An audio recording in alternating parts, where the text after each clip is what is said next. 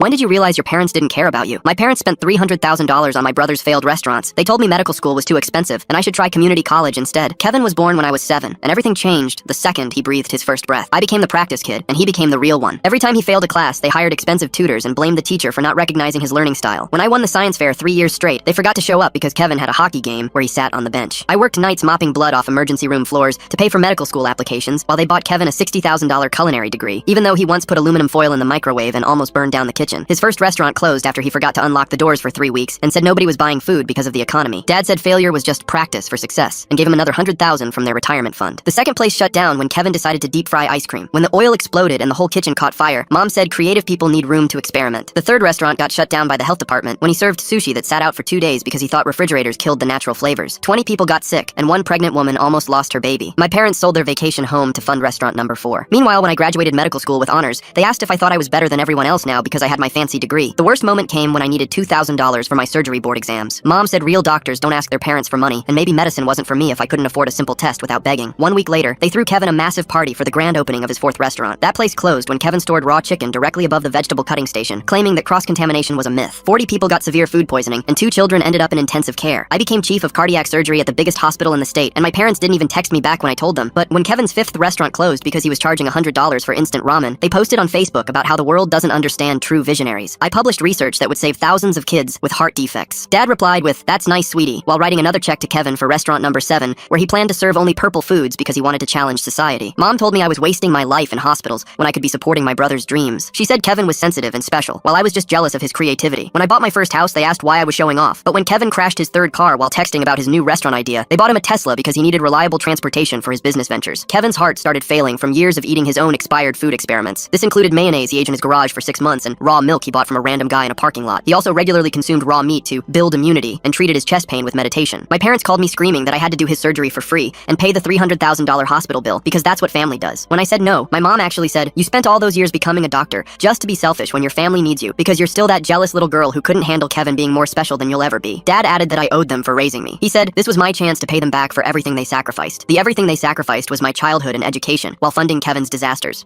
I told them Kevin could get the same loans I had to get when they wouldn't help with medical school. I reminded them family help expired when they skipped my white coat ceremony for his restaurant opening, where he served raw hamburger. They screamed that I was heartless and would burn in hell for murdering my brother with my jealousy and greed. I suggested he could try essential oils and healing crystals, since he doesn't believe in modern medicine anyway. They didn't like that one.